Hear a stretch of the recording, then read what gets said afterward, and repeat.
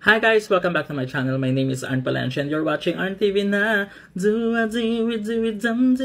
Ganun, yay! Kamusta kayo guys? Alam nyo, excited ako kasi gagawa na naman tayo ng unboxing.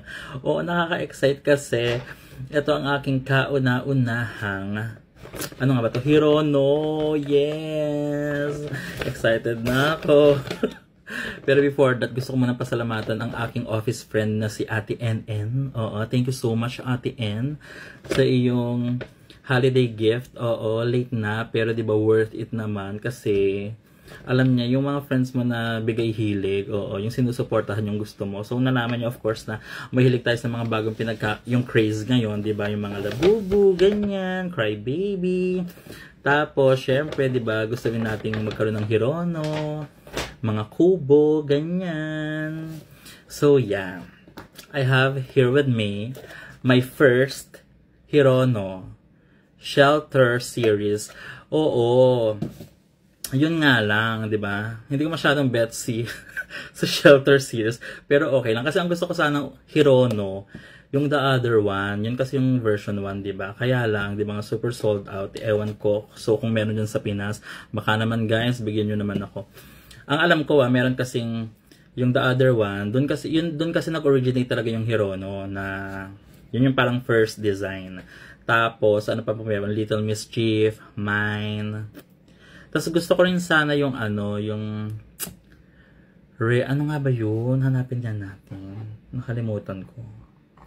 Basta anyway, tapos ito Shelter, tapos meron pa yung parang Little Prince ba yun? Di ba meron ding mga ganong series? Di ba ang dami? Pero sa mga hindi nakakaalam kasi, yung itong Hirono na toy art na to, ang creator nito silang, isa siyang Chinese artist, ganyan. Tapos, kung mapapansin niyo, di ba, para siyang bata na Hirono kasi is a sad boy. So parang dito nasasalamin, ng artist na silang, di ba, yung mga feelings ng human emotions, ganyan, kung takot ka, kung malungkot ka, ganyan. So, dito niya nilabas through his art ang kanyang, mga nararamdaman. Diba? So, doon nagsimula ang Hirono.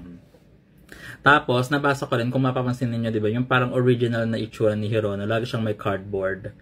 Kasi ganun pala silang, yung artist. So, every time na parang gagawa, pag may mga pumapasok sa utak niya, ganyan, so dinodrawing niya or pinipaint niya, so may cardboard siya. Kaya yung original na, kung, di ba yung parang The Little Ones, The Other One series, yung first version, may mga cardboard siyang design. Hindi ko lang alam dito sa Shelter series. Yon, so alam kong excited na kayo, di ba? Ito na ating first Hirono, kaya naman buksan na natin. Ay, ano pala, yung sa friend ko si Rap, nakita ko din, meron siyang, nag-unboxing siya ng Hirono, pero anong series nga ba yun? Kalimutan ko na. Yun lang. O sige, buksan na natin.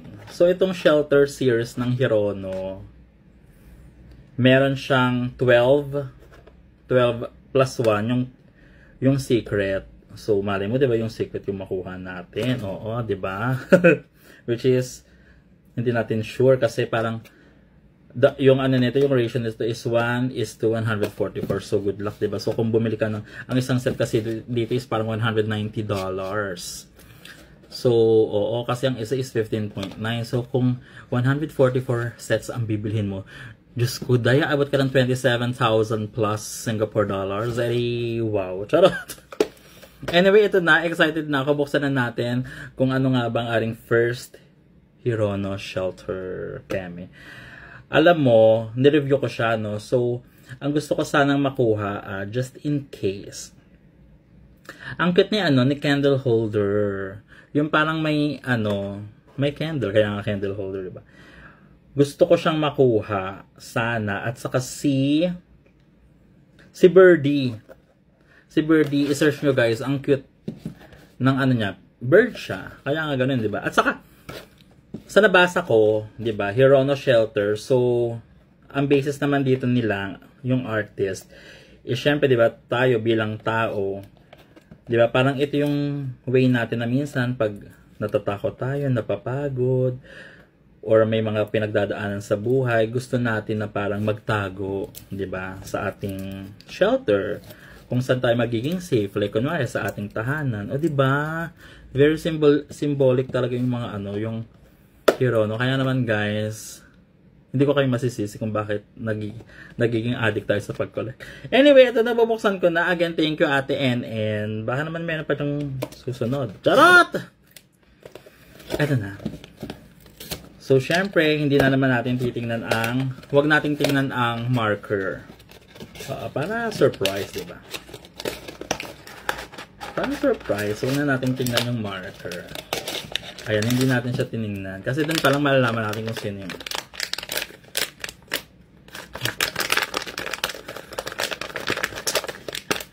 Ito na. Ang ganda. Parang ayong punutin. Ay! Sino to? Birdie? Kendall. Charot. Ay! Ang cute! Parang circus. Ang pangalan niya? Guys, so dito na natin malalaman siya si ang aking first Hirono. Ayan na. Sino siya? Circus. So tama pala, circus na. 'Di ba? Sa suot niya pa lang malalaman mo na agad. So circus, tama naman ako. Ayan, so yeah. Oo. So try nating mag-collect pa ng iba. Tingnan natin kung sino pang makukuha natin. So again, isang series lang to ng Hirono, no? Hirono Shelter. So merong the other one, Mime, Little Mischief ba yun? Tapos yung Little Prince. Yun lang. At saka yung ano, ano nga ba yun? The other one, Little Mischief. Mime. Reshape. Yeah, parang ang ganda rin ng mga Hirono sa Reshape series. Anyway, ayun. So, baka may magbibigay dyan, guys. Reshape. I-try natin yan. Charot. Okay, that's it. Thank you so much, guys. And maraming salamat sa pagsama sa aking unboxing. Malay nyo, di ba bukas meron na naman tayong i-unbox. Kaya naman, go, go, go. Bye. Have a nice day. Ganda niya, B. Oh, no.